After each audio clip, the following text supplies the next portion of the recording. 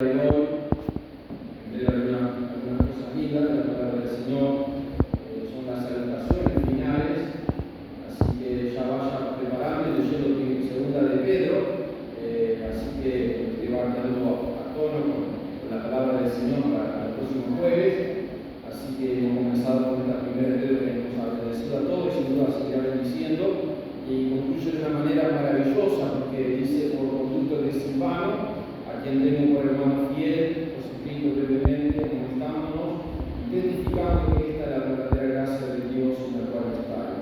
A la iglesia que está en Babilonia, elegida juntamente con nosotros, y Marcos, y os saludan, nos saludamos a otros en un curso de amor, paz sea con todos vosotros los que estáis en Jesucristo. Amonestando, identificando que esta es la verdadera gracia de Dios en la cual está. Hermanos, queridos, hablarles en este día de la verdadera gracia.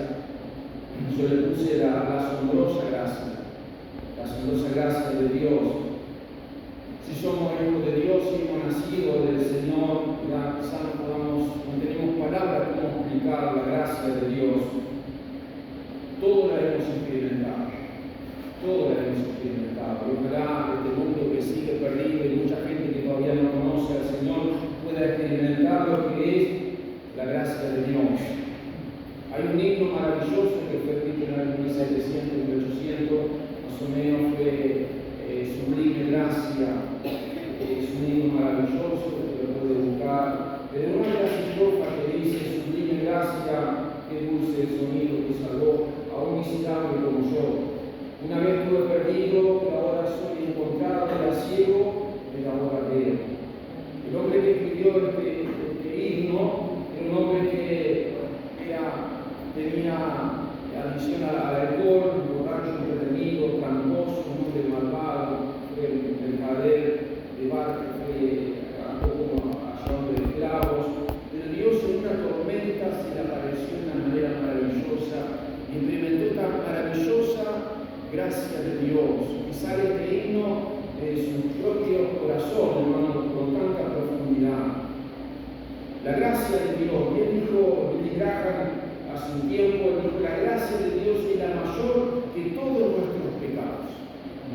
O sea, para, hermano, poder definir lo que es la gracia.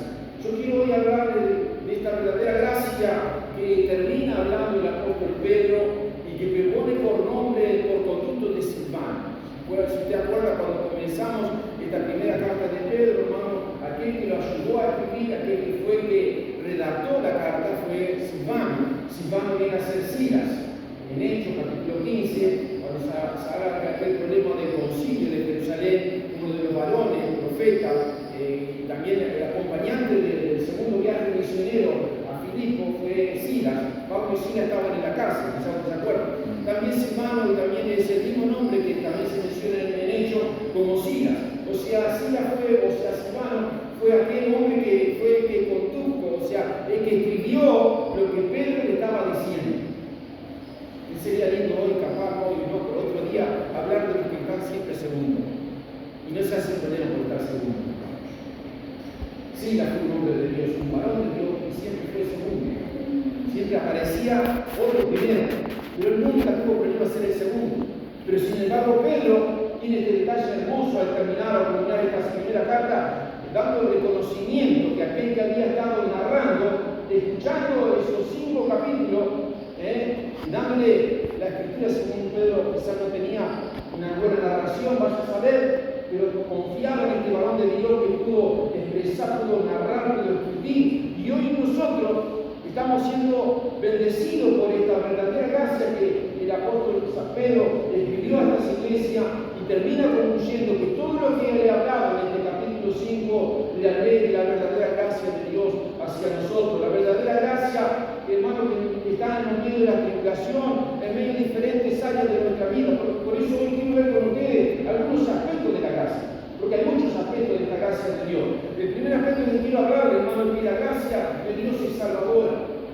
Para eso tengo que ver otro versículo, llevar a otros libros de la palabra del Señor, para poder usted quizás conocer la palabra del Señor, lo que realmente significa la gracia salvadora. Quizás muchos de ustedes se recuerdan de este verso que dice: porque salvo por medio de la fe, no por obra, para que nadie se gloríe.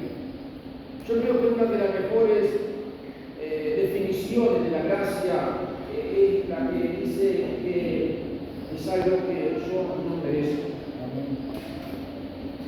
No lo merecemos, hermano. Dios nos ha salvado a cada uno de nosotros. Hemos recibido el perdón del Señor, hermano querido, pero no lo merecemos. No hay nada que nosotros podamos hacer para recibir el perdón de Dios.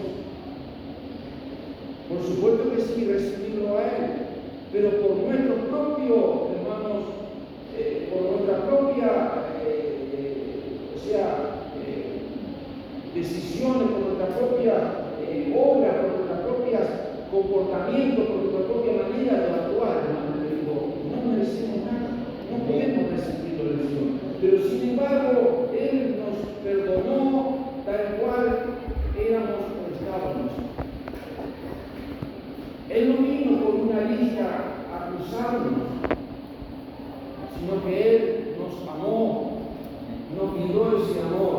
Me encanta, hermanos, un acróstico que estuve leyendo hace un tiempo, hermano, de un hermano que estudió en inglés. Por supuesto que la gracia para nosotros se escribe como la mención, pero gracia se menciona en inglés. Y él puso esta palabra, la desarrolló de esta manera, hablando de la fe, hablando que la fe significaba un regalo de Dios. Yo no sé si ustedes se han tenido la oportunidad de hablar a la gente o preguntarle en alguna oportunidad, pero es una linda manera de evangelizar, de decir a la gente qué es lo que usted necesita para llegar al cielo. Preguntarle a la gente, como no hay preguntar. Dígame qué es lo que necesitamos para llegar al cielo. Y va a ver que muchas veces va a sorprender por las diferentes respuestas. Pero muchas de las respuestas que nosotros vamos a escuchar van a ser, o escuchar de personas que van a decir sí, porque si hago esto. ¿Me explico? Pensando que nosotros podemos recibir la gracia salvadora por lo que nosotros hacemos. Pero la Biblia dice que todos nosotros hemos pecado. Amén. Y hemos sido destituidos de la gloria de Dios. O sea, todos nosotros hemos errado en blanco por nuestra propia acción. Grande o pequeño, hemos errado en blanco. Somos como humanos siempre a pesar las cosas grandes, discriminamos las cosas grandes, acusamos, ¿verdad? Señalamos. O sea, aquellas personas que tienen algo, o sea, de moral, de tantas cosas, de ciertas conductas, pero no olvidamos, hermano, que nosotros también somos pecadores. Hemos sido mentirosos, engañadores, hermano, hemos murmurado, y ese es el mismo pecado que el pecado que usted puede señalar con su mano. Y hasta odiar, ese merece la muerte, usted también merece la muerte. Yo y usted merecíamos la muerte por cualquiera de los pecados, porque para Dios, hermano, no hay pecado ni chico ni grande. O sea, es la infracción de la ley de Dios. Decía la Biblia, hermano, que la paga del pecado es la muerte. O sea, no había, hermano. Pero qué hermoso, como sigue diciendo el hermano, maladarlo a Dios en vida eterna en Cristo nuestro Señor. Que siendo justificado, dice gratuitamente por su gracia mediante la redención de Jesucristo. O sea, hermano, gratuitamente hemos sido justificados. Es un don de Dios, es un regalo. O sea, la gracia de Dios es un regalo que Dios vino. O sea, la G hablamos de un regalo, la R hablamos que, hermano, lo podemos recibir. O sea, la salvación, hermano, no se basa en miles el reino, sino la salvación se basa en una promesa. No lo que yo hago, sino lo que Él ha hecho en la cruz del Calvario por mí. O sea, la recibimos, es un regalo, la recibimos. La A significa que está disponible para todos.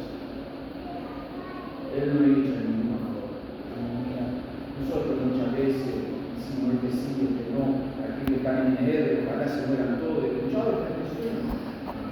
Se merecen tales errores. Estamos equivocados. Estamos equivocados. Muchas veces yo he escuchado decir, yo soy tal cual que cada uno se quiere sacar. La única diferencia, hermano, es que la gracia de Dios me alcanzó y me hizo diferente. Sino por mi propio, hermano, como decía el apóstol Pablo, decía, en mí no hay nada bueno. Mira un poquito para adentro y se va a dar cuenta que en nosotros no hay nada bueno. Lo único que nos ha diferenciado, hermano, es que la gracia de Dios nos alcanza. Aleluya. Nos hizo diferente. La sed significa, hermano, venir a Cristo. Muchos de ustedes han venido a Jesús, pero hay muchos que todavía faltan venir. Nosotros hemos alcanzado esa gracia, hemos venido. No es que nosotros venimos, es que Él vino primero a nosotros, Él nos vino a nosotros. Nosotros hemos sido recibidos por Él. Entonces, hermano querido, en nuestro deber, nuestra responsabilidad, que hay todavía gente que está proponiendo, hermano, entregar su vida a Cristo. Y nuestra responsabilidad es pedirle que lo hagan, que no se posterguen más, que puedan recibir a Jesús. Por eso lo hacemos con amor, con cariño, con expresión del mismo amor que Dios ha tenido con nosotros. Y terminando con la palabra hermano, significa eternidad. O sea, la gracia de Dios no solo para ir en la tierra, sino para la eternidad. O sea, no termina acá. Quizás podemos decir, algunos de los que estamos acá, usted no sabe lo malo que soy, no sabe lo que es. El principio que tenemos un Dios que te quiere salvar, que quiere coronar, que quiere dar un buen comienzo. Lo que necesita es conocer a Jesús. Amén. Ese es el aspecto, hermano, brevemente de lo que es la gracia salvadora. Esa gracia verdadera, esa gracia asombrosa. Por eso, hermano, quiero hablarle de otro aspecto de la gracia de Dios, es que es la gracia sustentadora. Amén. No solo somos salvos por la gracia, sino que vivimos, hermano, por la gracia. Amén. ¿Usted me entiende? No solo somos salvos, sino que vivimos por la gracia de Dios.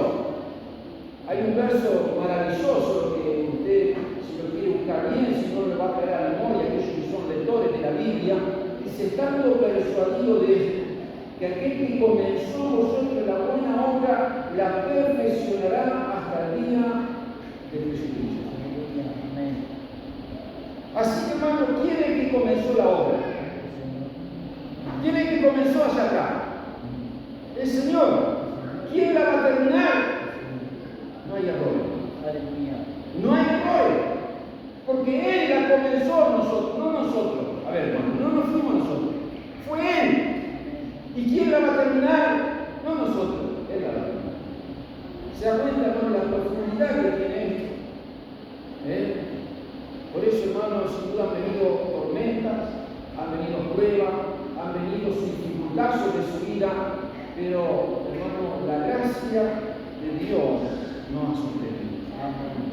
La gracia de Dios te ha sostenido.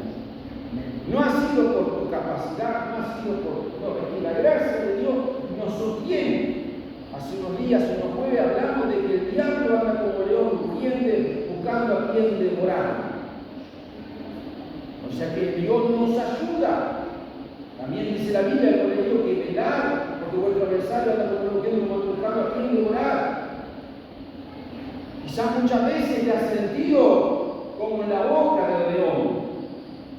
Parece que el diablo ya te posee, ya te tiene para terminar tu vida. Te aparece la gracia sustentadora de Dios. Cuidándote, librándote. Me acuerdo una de las expresiones también, he sacado muchas expresiones de mi viaje. Hermano querido, que cuando le preguntaban a algunos predicadores a nivel mundial que habían caído en diferentes pecados de inmoralidad, le he preguntado cuál era la diferencia, de lo que podía pasar en él en cuanto a esto, y lo que opinaba de estos predicadores que habían cometido estos errores, o se habían equivocado, y él dijo: he sido tentado como todos los demás, pero existe la gracia sustentadora de Dios. O sea, hermano querido, todos nosotros somos tentados. Todos nosotros pasamos por los momentos de prueba, de dificultad. En una u otra manera somos, hermano. No hay ninguno, hermano, que nos pase por un proceso del Señor, un trabajo del Señor. Hermano, porque Dios quiere hacer de nosotros, como hablábamos recién, de que comenzó la buena obra, la va a terminar, la va a perfeccionar. O sea, la va, hermano, en el proceso de Dios va a perfeccionar esa obra maravillosa, hermano, y Él está allí, hermano, para ayudarnos, para mantenernos firmes, hermano, en medio del trabajo del Señor. Por eso, hermano querido, cuando más caminamos con el Señor, hermano querido, si ha venido pruebas, si ha venido lucha, si ha pasado por ciertas circunstancias, no es el momento de decir, ahora me bajo, ahora ya no voy más, ahora ya me dejo, ahora no puedo, hermano, esto, estoy pasando todavía una situación X, hermano, no nos cansemos de hacer evidencia. Mire qué consejo dice ahí. Porque aquel que comenzó la va a perfeccionar. Porque a su debido tiempo, dice la Biblia, cosecharemos si no desmayamos. O sea, puede pasar que desmayemos. O sea, que está nosotros permanecer, mantenernos firmes, hermano, porque esa gracia sustentadora está sobre nuestra vida. Así que, hermano querido, algunos aspectos de la gracia, hemos visto que la gracia es salvadora, la gracia de Dios es sustentadora, la gracia del Señor, hermano, es la mayordomía que se nos da a nosotros. ¿Sabía que somos mayordomos por gracia? Dios quiere usarnos a cada uno de nosotros. Y me encanta, hermano, si uno va a Efesios 3, capítulo 3, si usted lo quiere explicar, quiere escuchar la lectura, me encanta, hermano, en el capítulo 3, verso 1, mire cómo dice el apóstol Pablo hablando de esta iglesia. Por esta causa yo, Pablo, prisionero de Jesucristo, por vosotros los gentiles. Hermanos, a mí me encanta esta impresión del apóstol Pablo. Pablo había pasado persecuciones a causa de los judíos, a causa de su enseñanza, le torturaron, fue preso, hicieron tantas cosas porque él predicaba el Evangelio de la gracia. Entonces continuamente cuando llegaba a diferentes ciudades él encontraba, encontraba ese obstáculo, esa resistencia, y bueno, le atacaban, le decían tantas cosas. Sin embargo, el apóstol Pablo, como mayordomo de Dios, mire, él podía haber dicho, se podía haber justificado, diciendo, bueno, hicieron esto por lo otro. Mire lo que él dice: por esta causa yo, Pablo, prisionero de Cristo. Qué maravilloso. Él no culpaba a los judíos, no culpaba a la gente. Él decía, yo soy un ministro, soy un siervo del Señor, o sea, soy un prisionero del Señor, por eso me pasan estas cosas. Mire qué madurez, qué hombre responsable, qué hombre mayordomo, hermano, de las cosas que él entendía. Y mire cómo sigue diciendo en el verso 2: si habéis oído de la administración de la gracia de Dios que me fue dada, dice, para con vosotros. O sea, administrador, un mayordomo, hermano, es un buen administrador. Y él entendía, hermano, que por ser un buen mayordomo de Dios, de la gracia de Dios, él había sido un prisionero de Cristo. Y la tomaba, hermano, como algo parte del Señor.